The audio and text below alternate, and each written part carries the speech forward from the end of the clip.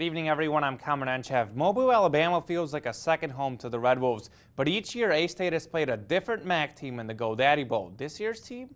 Toledo. Toledo finished 7-1 in the MAC this year and was 8-4 overall. The Rockets' only conference loss came against MAC champion Northern Illinois. That was a 27-24 road loss. Toledo played a tough non-conference schedule, losing to Mizzou and Cincinnati. This is the fourth bowl game in 5 years for the Rockets. They're 1-2 so far. The game will also serve as a preview for the future. A-State and Toledo will actually play in 2015 and 2016. The GoDaddy Bowl will kick off on Sunday, January 4th at 8 p.m. You can catch the game on ESPN. And of course, we'll be in Mobile starting on New Year's Eve for extensive bowl coverage. But for now, here's Toledo head football coach Matt Campbell on Facing the Red Wolves.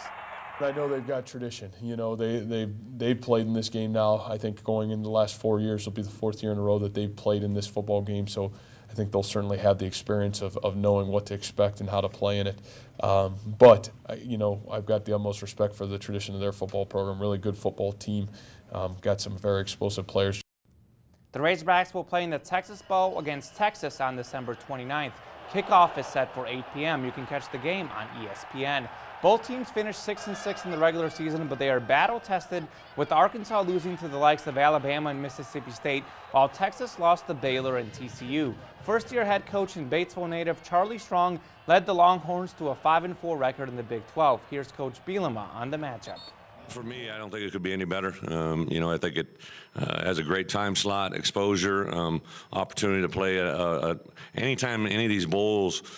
Back when I was at my other place, we played some early bowls against Florida school or in Florida, and I thought that was huge. You can have high school coaches and recruits over to your practices. So for us to be live on some Houston kids right now is really big.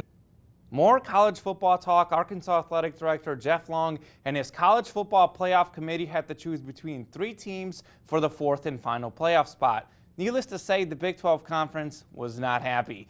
Baylor and TCU are co-conference champs, and neither will make the first college football playoff. Baylor finished 5th, and TCU dropped 3 spots from last week to finish 6th.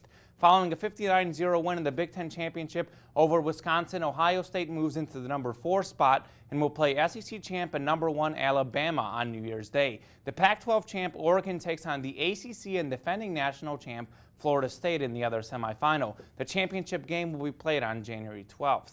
The Hardwood Hogs played a road game against Clemson. A minute 15 to go, and Bobby Portis with a strong move to the hoop.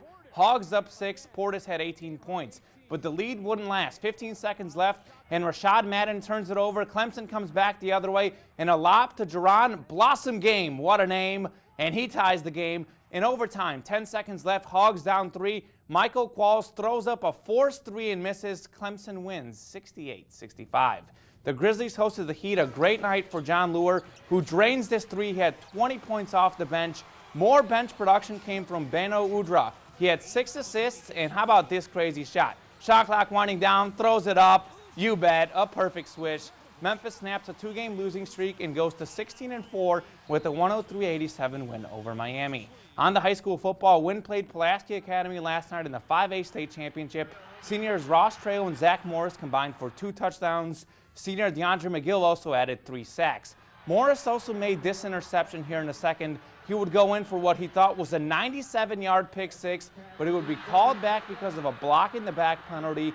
That 14-point swing, along with 486 pass yards and 12 sacks for Pulaski Academy, led to a 38-28 loss. Our kids played hard. Our kids played hard all season.